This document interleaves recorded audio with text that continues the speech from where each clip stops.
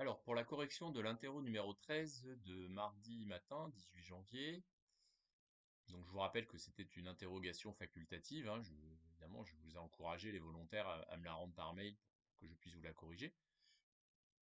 Mais bien sûr, je noterai ceux qui me l'ont rendu, mais la note ne comptera pas dans la moyenne. Et nous allons passer à la correction. Alors, c'est une interrogation d'électrostatique, même si la fin du problème est assez originale, puisqu'il va y avoir un lien avec la physique quantique et la probabilité de présence d'un électron autour du noyau d'un atome d'hydrogène. Alors on commence par vous fournir un potentiel électrostatique en coordonnées sphériques, donc avec petit r qui est la seule variable. Donc en fait là on ne vous donne pas la distribution de charge électrique, mais on vous donne donc le potentiel électrostatique produit par cette distribution de charge électrique. On vous demande de déterminer donc le champ électrostatique correspondant. Donc bah, forcément, définition E égale moins gradient de V, donc moins dV sur dr UR en coordonnées sphériques, donc Q sur 4 pi epsilon 0, facteur de 1 plus R sur A, exponentielle moins R sur A UR, donc là il n'y avait pas de difficulté. Dans la deuxième question, on vous demande d'étudier donc des cas limites, donc quand R est très très grand devant A, donc quand R tend vers l'infini, si vous voulez, en mathématiquement, R très très grand devant A en pratique, on voit bien que le champ électrique va tendre vers 0, et donc si on s'éloigne beaucoup de la distance petit a, bah, il n'y a quasiment plus de champ électrique. Si R est très très petit devant A, donc si R tend vers 0, en fait on va trouver que le champ électrique c'est Q sur 4 pi epsilon 0 R carré UR, et là en fait on retrouve le champ électrique créé par une charge ponctuelle toute seule, donc qui serait petit q. Dans la troisième question, on vous demande de calculer le flux de ce champ électrostatique à travers une sphère de centre O et de rayon petit r. Donc là, bah, je n'ai pas trop détaillé, on l'a fait plein de fois. Donc phi, ce flux, on va trouver 4 pi r carré E de R, hein, puisque bien sûr, le champ électrique, il est collinéaire à UR. Il est constant sur la sphère, donc c'est juste la surface fois le champ électrique. Donc on obtient cette expression. On vous demande d'en déduire la charge électrique contenue à l'intérieur de cette sphère de centre O de rayon petit r. Bah là, il faut appliquer le théorème de Gauss. Car ce flux sortant du champ électrique, il est égal à Q intérieur sur epsilon 0, la charge électrique contenue à l'intérieur de cette sphère. Ensuite, on a donc l'expression petit q facteur de 1 plus R sur A exponentielle moins R sur A. Là, c'est pareil, on peut étudier les cas limites. Donc, quand R tend vers 0, on trouve que Q intérieur vaut petit q. Donc, justement, on retrouve la charge ponctuelle. Donc, en fait, là, maintenant, on peut affirmer que cette distribution de charge électrique, elle correspond, en tout cas, en son centre, en haut, à une charge ponctuelle Q. Quand R tend vers l'infini, Q intérieur tend vers 0. Donc, ça veut dire que globalement, toute la distribution, elle est neutre. Donc, s'il y a une charge plus Q en haut, il y a une charge moins Q tout autour. Alors, a priori, répartie tout autour. Alors, en effet, c'est conforme avec le modèle de l'atome d'hydrogène, hein, c'est-à-dire que le noyau, c'est juste un proton qui serait fixe au point O, et autour, il y aurait un électron qui graviterait, qui se déplacerait. On ne sait pas exactement où il se trouve, mais en tout cas, il y aurait un électron de charge moins Q. Donc, c'est tout à fait cohérent avec l'atome d'hydrogène. Dans la cinquième question, on va vous demander de déterminer donc justement la densité volumique de charge en coulomb-3 ρ à la distance petit r de O.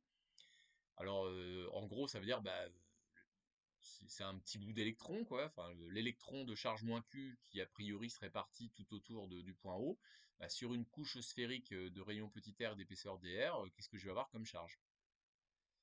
Donc dτ, c'est la couche sphérique, la coquille sphérique, 4 pi r carré dr. Donc dq, la charge électrique contenue dans dτ, donc dans cette couche sphérique, dans cette coquille sphérique, ce serait donc Q intérieur de R plus dr moins Q intérieur de R.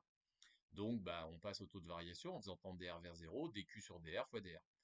C'est aussi la densité volumique de charge ρ qui n'est pas constante ici, pas uniforme, hein, qui dépend de R, fois le volume, donc 4 pi r carré dr. Donc on en déduit la densité volumique de charge.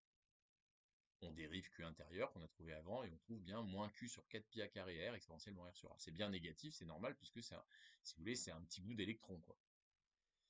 Voilà. Alors une petite remarque, oui, si on vous avait fourni l'opérateur divergence en coordonnées sphériques, donc ça vous l'avez dans les formulaires que j'avais donnés, que j'avais mis sur Pronote. Donc si on vous l'avait donné, là on ne vous l'a pas donné, donc on a utilisé notre méthode, mais si on vous avait donné l'opérateur divergence en coordonnées sphériques, eh bien en effet on aurait eu directement ρ par epsilon 0 fois div de E.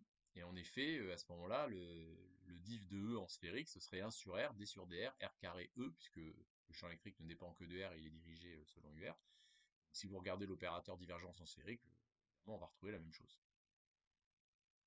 Alors, voilà, c'est la dernière question qui est un peu innovante, puisque là, on va essayer de faire le lien avec la physique quantique, donc avec une probabilité de présence. Alors, on vous définit la densité de probabilité de présence de l'électron à la distance petit r du noyau. Et on vous dit que c'est défini par dQ, donc la charge électrique contenue dans la coquille sphérique de rayon petit r d'épaisseur dr, donc 4 pi r carré dr. C'est défini comme ça avec moins E, la charge de l'électron. Donc en effet, si vous voulez, dQ sur moins E, donc la charge électrique contenue dans cette couche sphérique sur la charge totale, ça vous donne effectivement la probabilité de présence de l'avoir dans cette coquille-là et pas dans une autre. Donc grand P de R, bon, c'est pas difficile, on trouve 1 sur 4 pi a carré R exponentiellement R sur A, c'est bien en mettre moins 3, hein, puisque c'est une densité de probabilité de présence. Ensuite, on vous demande donc d'en déduire la probabilité de présence de l'électron entre R et R plus dr.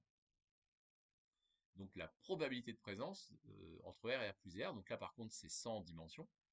Donc en fait il faut multiplier la densité de probabilité de présence en mètre moins 3 par le volume correspondant, donc le volume sur lequel on veut définir cette probabilité de présence dp.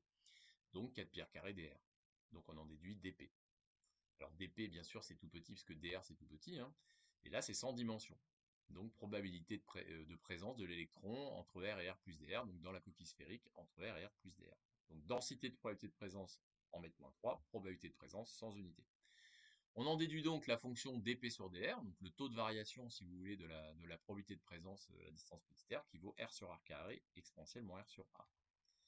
On vous demande ensuite d'étudier cette fonction dp sur dr, ce taux de variation de la probabilité de présence. Alors on voit qu'il est nul quand R égale 0 et quand R tend vers l'infini. Donc en gros, ça veut dire que la probabilité d'observer l'électron sur le noyau ou à l'infini, elle est nulle, ce qui paraît assez cohérent. Pourquoi? Parce que évidemment l'électron il peut pas être sur le noyau, sinon ça se saurait, hein, il y a un espace entre les deux. Et évidemment l'électron il peut pas s'éloigner à l'infini du noyau. Alors si on trace effectivement la fonction dp sur dr en fonction de r, ça nous donne quelque chose comme ça, et on constate qu'il y a un maximum. Et que ce maximum, en fait, il va être en R égale A. Alors, vous pouvez le démontrer, vous calculez la dérivée seconde de P, et vous voyez bien que ça s'annule en R égale A.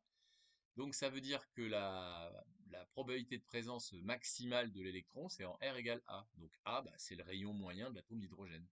Ça vaut à peu près 52 picomètres en pratique. Donc ce modèle électrostatique de potentiel colle bien avec ce qu'on sait de l'atome d'hydrogène. Donc ça permet d'interpréter le phénomène de probabilité de présence de l'électron autour du noyau dans un atome d'hydrogène. Donc à partir de l'électrostatique, on peut quand même arriver à aller creuser un petit peu sur des raisonnements de physique quantique un peu pointus. Alors comme vous avez pu le remarquer, hein, tout ce qui concernait les densités de probabilité de présence, etc., les définitions étaient rappelées dans l'énoncé, hein, donc vous n'aviez pas à les connaître. Voilà, ce sera tout donc pour cette interro. Ensuite, vous avez vu, hein, pour le cours de mardi, donc j'ai essayé de m'adapter puisqu'il y a ceux qui étaient déjà partis qui avaient une vidéo un petit peu plus longue que les autres. Alors c'est pour ça que le cours il est en 3 parties. Donc la première partie, c'est pour ceux qui étaient présents la semaine dernière. Ceux qui n'étaient pas présents la semaine dernière, s'ils ont regardé la vidéo en entier, ils n'en ont pas besoin. Mais enfin bon, je les encourage à reprendre à zéro, hein. Et puis ensuite, effectivement, vous avez des vidéos pour suivre. Je crois qu'il y a la fin de la vidéo de vendredi pour ceux qui étaient en présentiel la semaine dernière. Puis ensuite, vous avez les 2 vidéos pour la suite. Voilà. Je contacterai les gens qui avaient une colle de prévu. On va faire des calls en Zoom, comme on a pu faire l'année dernière, hein. Donc je contacterai par mail avec des rendez-vous Zoom pour les gens qui sont concernés et éventuellement ceux qui ont une colle à rattraper. Si je vous propose des créneaux et si vous êtes disponible, on va essayer de rattraper la colle de la semaine dernière.